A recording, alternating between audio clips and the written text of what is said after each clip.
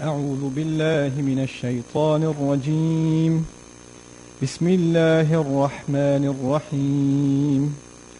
والعاديات ضبحا فالموريات قدحا فالمغيرات صبحا فأثرن به نقعا فوسطن به جمعا إن الإنسان لربه لكنود وإنه على ذلك لشهيد وإنه لحب الخير لشديد أفلا يعلم إذا بعثر ما في القبور وحصل ما في الصدور إن ربهم بهم يومئذ لخبير. I want to start by saying that this surah is one of my favorites in the Quran when it comes to exploring the incredible logic of the Quran and the way in which the beautiful, creative way in which Allah sets up an argument. You know, the message of the Quran is very straightforward, very simple. But the power of the Quran is not just in what it says, but in how it says it. And this is a stellar example of how Allah presents an argument. How He sets up the mind of the listener in conveying a message to them in a powerful way. What we're going to learn in this surah, inshallah ta'ala, is the attitude of the human being, the greed of the human being, the carelessness and the heedlessness of the human being, and the things he does on this earth without fear of any consequence. The human being does things on this earth without caring what is going to be the result of this. I'm not going to get caught, so I don't care. Now, وَالْعَادِيَاتِ ضَبْحًا. Allah is taking an oath. And He says, I swear by al-adiyat. The word adiyah, in Arabic, it comes from the word adu, which means to have animosity. But adi, the masculine form, is used for someone who's running in battle against the enemy. You know, in battle, there's one thing you're preparing for the enemy, or your enemies. But when you're actually running towards your enemy, and you know when somebody's running towards the enemy, they don't look left or right, they don't care about anything else. All they care about is, I'm going to kill that guy over there. They're charging towards him. Now that's the form of the word that's been used, وَالْعَادِيَاتِ. I swear by battle horses that are marching forward with animosity. That's what Allah swears by. So Allah is not swearing by horses that are males. He's actually swearing by mares, female horses. Why? Because they used to be faster in battle. The Arabs used to prefer the female horse over the male horse. So already this is not just any car, this is the exotic car. Right? This is the faster one. And it's headed right into battle. This is an action scene from the very beginning. Then Allah adds the ha'al dabha. أقسمه, this is Baydawi rahimahullah. He says, اعلم أن الضبح أصوات أنفاس الخيل إذا عدت.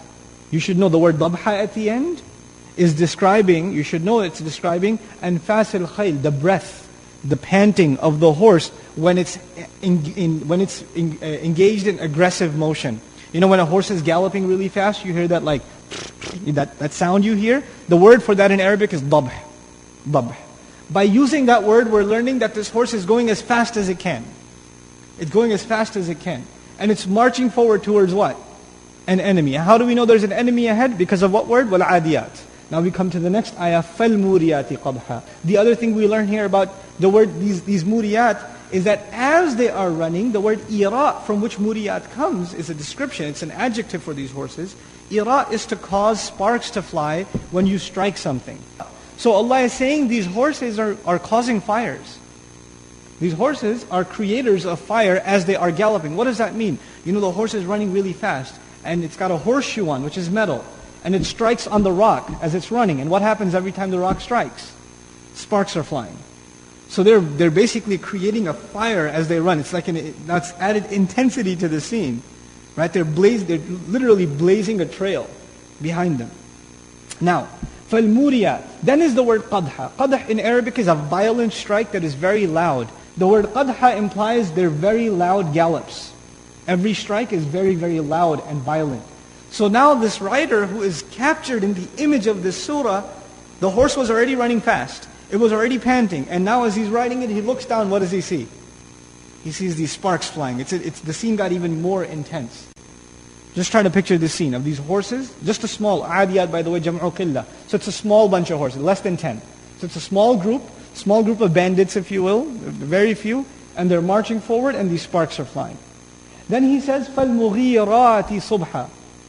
Then the next scene, مُغِيرات. يغير أهلها على العدو ضبحا أي في وقته. Let's take the meaning one at a time. We'll go to Al-Baydawi rahimahullah. They take their riders right on top of the enemy. Ighara in Arabic means to ambush. That's from the word mughirat. It means to ambush. So we're learning these horses now. First they were marching and galloping forward, but in the next ayah, they've already reached the enemy and it's time to ambush the enemy. So they're at the point of contact.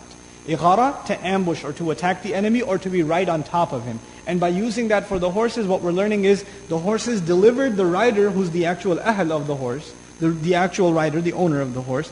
They took him right on top of the enemy. So the enemy is like on the ground and this guy's with a spear above him, literally hovering over him. And that's the image captured by the word al-mughirat. Now, فَالْمُغِيرَاتِ صُبْحًا. They ambushed the enemy at what time? Subh. The word ighara is used when you go against the enemy, when this band goes against the enemy with the intent to kill. أو أسر أو نهب.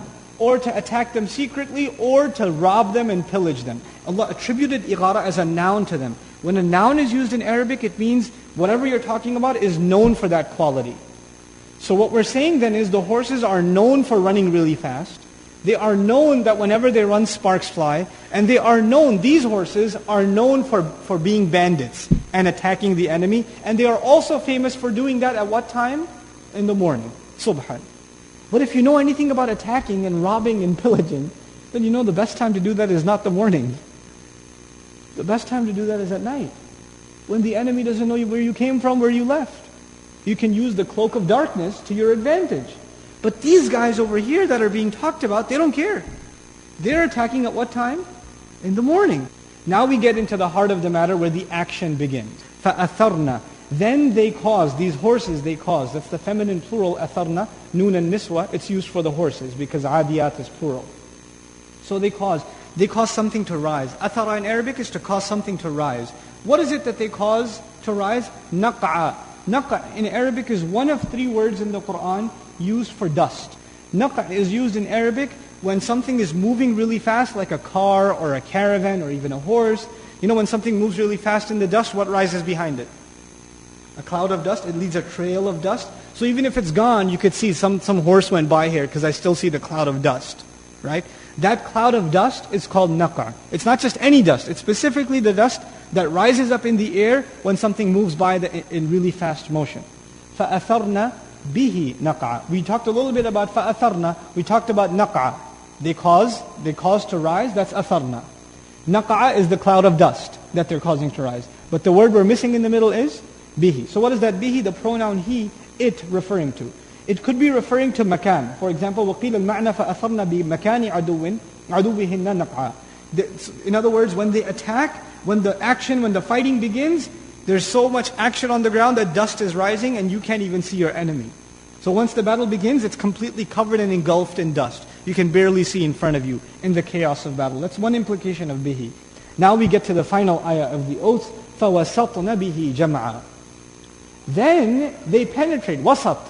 Wasat in Arabic is to penetrate right to the middle of something. The word jam'a could be applied to the horses, these guys that are attacking. Jam'a could also be used for the enemy. Meaning they went right into the heart of the entire gathering. Now you can imagine, the enemy also has line 1, line 2, line 3. You know how soldiers stand in lines? And these guys, it's almost like they formed a spear and they penetrated right through those lines, crushing their way in. And where are they now? In the middle. And when they're in the middle, where's the enemy? Before the enemy was in front of them, but now when they're in the middle, where's the enemy? All around them. The enemy's all around them. فَوَسَطْنَ بِهِ جَمْعًا.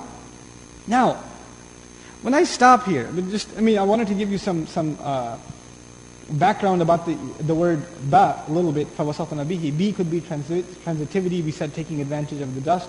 But also ba here could mean al-haliyah, which means immediately as the dust cloud rises, immediately, there's no hesitation. They go right into the heart of the battle. Okay. Now it's a climactic moment. You want to know what happened next.